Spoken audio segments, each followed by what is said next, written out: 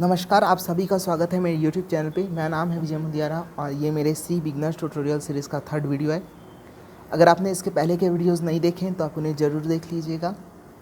और इस वीडियो में हम बात करेंगे सी के बेसिक सिंटैक्स के बारे में। तो यहाँ पे हमने अपना लास्ट वीडियो स्किप किया था और मैंने आपको कहा था कि इसके आगे का जो प्रोसीजर है वो मैं आपको अपने अगले वीडियो में बताऊँगा। इसके बाद कुछ भी करने से पहले हमको एक प्रोजेक्ट बनाना पड़ेगा, जिसके हमारे पास दो तरीके हैं। एक है यहाँ क्रिएट अ न्यू प्रोजेक्ट और यहाँ है फाइल में जाके न्यू में जाकर यहाँ पे प्रोजेक्ट का ऑप्शन। आप चाहे वहाँ जाएं या यहाँ, दोनों में जगह में आप किसी में भी जगह जाएं तो आप एक ही जगह पहुँचेंगे, न्यू फॉर्म टेम्पलेट में। यहाँ पे आपको एक बहुत बड़ी लिस्ट मिलेगी और इस लिस्ट में आपको कंसोल एप्लीकेशन सर्च करना है और यहाँ पे जाकर आपको इसे सेलेक्ट करके गो में क्लिक करना है। नेक्स्ट, और यहाँ पे आप अपनी लैंग्वेज सेलेक्ट कर सकते हैं, C++ या C, और मैं यहाँ C सेलेक्ट करके नेक्स्ट। यहाँ पे आप अपने प्रोजेक्ट का जो नाम है और जहाँ वो प्रोजेक्ट सेव होगा उसकी लोकेशन डिसाइड कर सकते हैं। तो लोकेशन तो यहाँ ऑटो फिल हो गई है। मैं अपने डॉक्यूमेंट फोल्डर में इसे सेव करना चाहता हूँ और नाम मैं दूंगा यहाँ उसे C Pro 1, मतलब C Project 1, और मैं यहाँ इसे नेक्स्ट में क्लिक करूँगा। यहाँ पे हमारा एक कंपाइलर का ऑप्शन है और इस कंपाइलर के ऑप्शन में हम अपनी जो उसका यूज़ है उसको कॉन्फ़िगर कर सकते हैं। लेकिन मेरा आपको सजेशन है कि इसके साथ कुछ भी छेड़छाड़ ना करें, ये जैसा है इसे वैसे ही रहने दें और आप यहाँ पे फिनिश में क्लिक कर दें। फिनिश में क्लिक करते ही आपका जो प्रोजेक्ट है वो बन जाएगा। आप यहाँ देख सकते हैं C Pro 1 नाम का एक प्रोजेक्ट बन चुका है और इसके अंदर एक सोर्स नाम का फोल्डर है और सोर्स फोल्डर के अंदर एक main.c एक फ़ाइल बन चुकी है जो ऑटोमेटिकली कोड ब्लॉक हमें जनरेट करके दे देता है। ये है वो फाइल और इसे ही मैं इस वीडियो में आपको एक्सप्लेन करने वाला हूँ और इसे ही कहते हैं हम सी का मिनिमम प्रोग्राम। मिनिमम प्रोग्राम इसलिए कहते हैं क्योंकि दुनिया में जितने भी सी के प्रोग्राम हैं उन सब में आपको कम से कम इतनी चीज़ें ज़रूर मिलेंगी। अगर आप ध्यान से इसको देखेंगे तो आपको ये पूरा जो कोड है ये 5 हिस्सों में टूटा हुआ दिखेगा। सबसे पहला है पार्ट ये वाला, दूसरा ये वाला, तीसरा ये वाला, और चौथा ये वाला और पांचवा ये वाला, रिटर्न 0। और इस वीडियो में कुछ भी बताने से पहले मैं आपको 5 बातें बताना चाहता हूँ जो एक्चुअल में थ्योरी है और वो आपको जानना बहुत ज़रूरी है। जिसमें से पहली बात है टोकन। इस पूरी सी के लैंग्वेज में एक आप वर्ड, शायद अगर आप थ्योरी पढ़े हैं तो आप सुने होंगे, टोकन।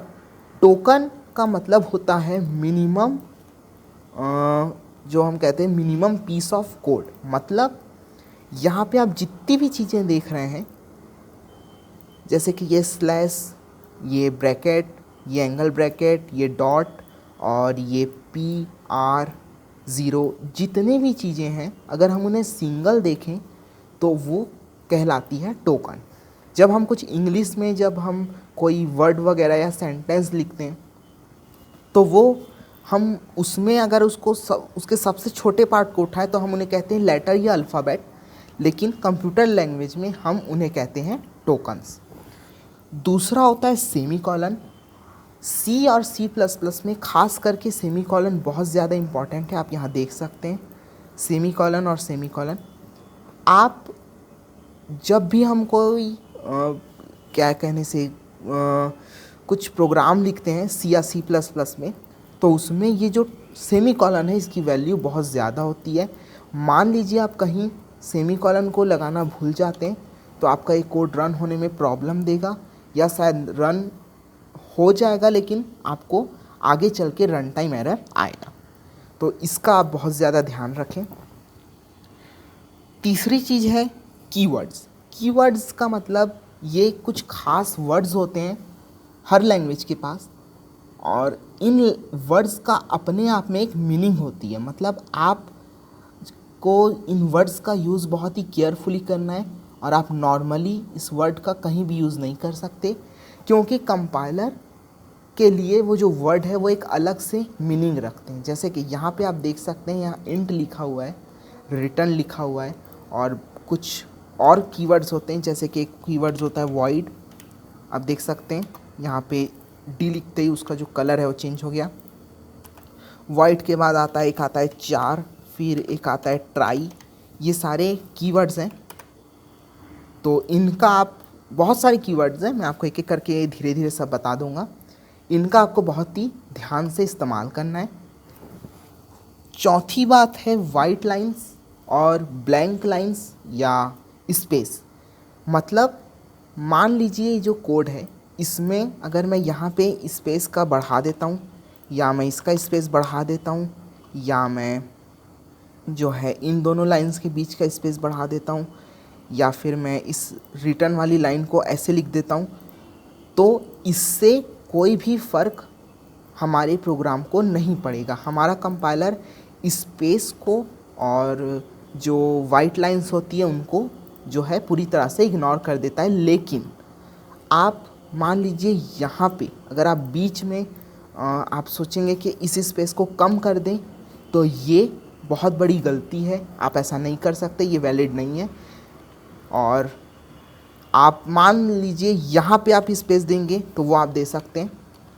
और आप कहीं भी अगर कोई एक सेंटेंस है उसके बीच में स्पेस देना चाहें तो वो वैलिड है। लेकिन आप किसी भी वर्ड को जो है बीच में उसके स्पेस को गायब नहीं कर सकते। मतलब कहने का मतलब ये है, आप ज़्यादा स्पेस दे सकते हैं लेकिन कम स्पेस नहीं दे सकते।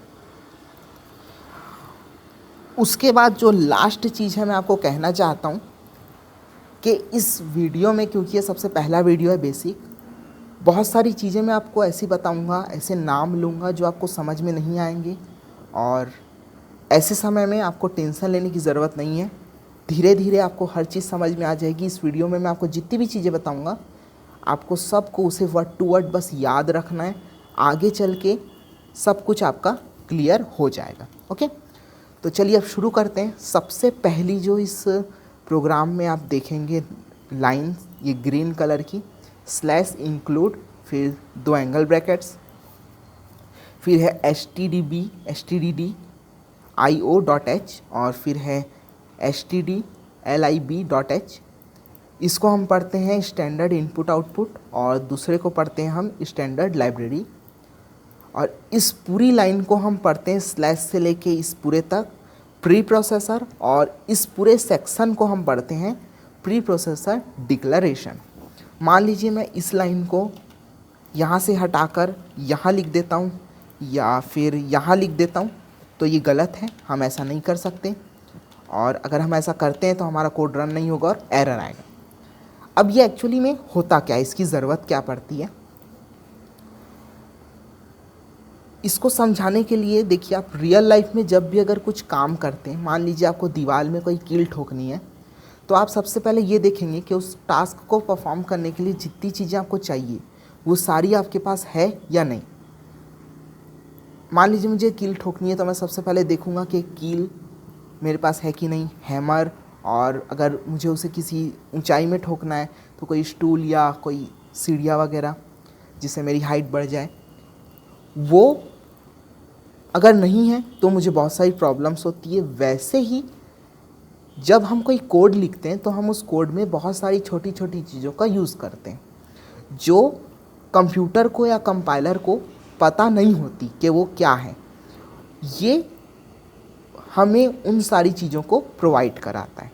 मान लीजिए हम इसको नहीं लिखेंगे तो हमें इन 2 लाइन की जगह 50 से 100 लाइन लिखनी होगी, और फिर हमें जो अपना कोड लिखना है वो लिखना होगा, जिससे हमारा टाइम और जो हमारा कोड है वो बहुत ज़्यादा कॉम्प्लेक्स हो जाएगा और हमारा टाइम भी बहुत ज़्यादा इस्तेमाल होगा।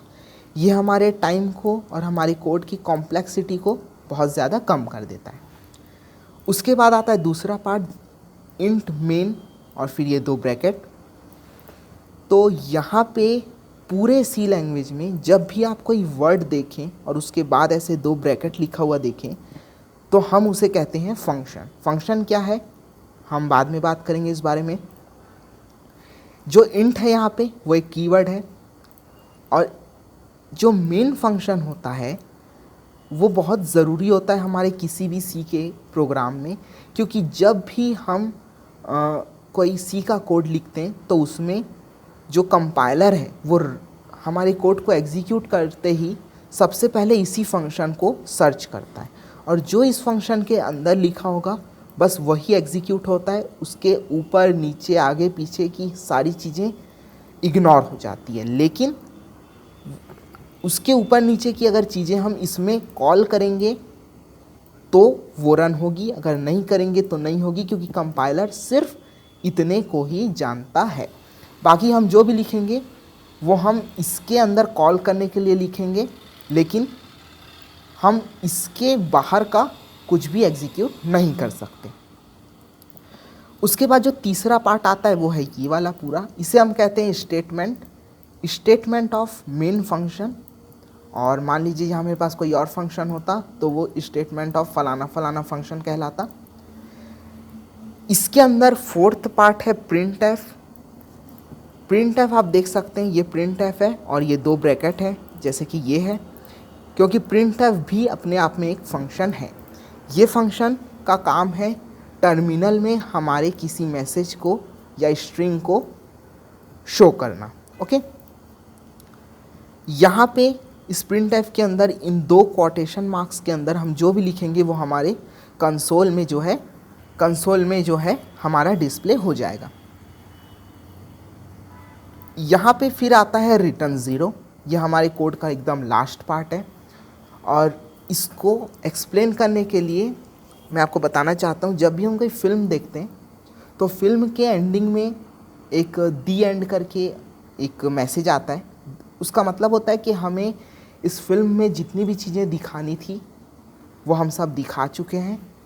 अब ये पूरी फिल्म ख़त्म हो चुकी है, इसमें जो भी इसकी स्टोरी थी वो ख़त्म हो चुकी है, अब आप जा सकते हैं, गुड बाय टाटा। वैसे ही जब हम कोई कोड लिखते हैं, कोड में हमको जितनी भी चीज़ें करनी है, जब वो सारी कंप्लीट हो जाती है तो हम एक रिटर्न ज़ीरो लिख देते हैं। इसका मतलब है कि एक तरह से हम हमारा जो कोड है उसको स्विच ऑफ कर रहे हैं। ओके, बंद हो गया सब। लेकिन ये दी एंड सिर्फ तभी है जब ये रिटर्न ज़ीरो हो। मान लीजिए ज़ीरो के अंदर कुछ और है या इस ज़ीरो के अंदर कुछ भी है, तो वो उस फंक्शन की जो है वैल्यू, रिटर्न वैल्यू कहलाएगा। नहीं आया समझ में, कोई बात नहीं, हम आगे चल के आपको सब कुछ ये क्लियर हो जाएगा, बस आप इसे याद रखेंगे।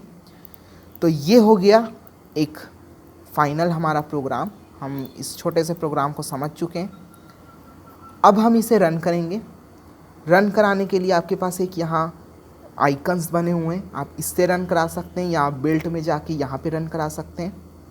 बस एक चीज़ याद रखिएगा कि जब भी हम कोई कोड लिखते हैं तो हमें उसे पहले बिल्ट करना होता है या कंपाइल करना होता है और फिर उसे रन कराते हैं। मान लीजिए मैं इसे सीधे यहाँ पे जो है बिल्ट कर दूंगा, बिल्ट मतलब कंपाइल, तो यहाँ पे एरर आएगा एक। अच्छा सॉरी, यहाँ पे मैं बिल्ट कर दिया, अगर मान लीजिए मैं रन करता तो यहाँ एरर आता, लेकिन मैं इसे पहले कंपाइल कर लिया हूँ और अब मैं इसे रन करूँगा। तो यहाँ आप देख सकते हैं हेलो वर्ल्ड हमारे पास आ चुका है। अब मान लीजिए मैं यहाँ इसको बदल देता हूँ और मैं कर देता हूँ हाय यूट्यूब 3 डॉट, और मैं इसे अगर रन करता हूँ तो मेरा वापस पुराना वाला ऑप्शन आएगा, क्योंकि ये अभी जो है बिल्ट नहीं हुआ है। अब मैं इसे बिल्ड करूँगा और फिर मैं इसे रन करूँगा, तो आप देख सकते हैं यहाँ हाय यूट्यूब आ गया। तो थोड़ी देर पहले मैंने आपको बताया था प्रिंट एफ के बारे में। इसके दो कोटेशन मार्क के अंदर जो भी लिखेंगे वो हमारा डिस्प्ले हो जाएगा। तो आप अपनी आईडी में जाइए और ऐसा एक कोड लिखिए, उसमें आप अपना नाम जो है अपना प्रिंट आउट करा सकते हैं या कुछ अपना मैसेज प्रिंट आउट करा सकते हैं। इससे होगा तो कुछ नहीं, लेकिन एक आप जो है अपनी आईडी के साथ फैमिलियर हो पाएंगे और आपकी थोड़ी सी प्रैक्टिस भी हो जाएगी। तो बस इस वीडियो के लिए इतना ही। अगर आपको इसमें कोई भी डाउट है तो आप मुझसे कमेंट सेक्शन में पूछ सकते हैं और अगर आपका वीडियो पसंद आई तो आप इसे लाइक कीजिए, शेयर कीजिए, सब्सक्राइब कीजिए। Thank you for watching. Thank you.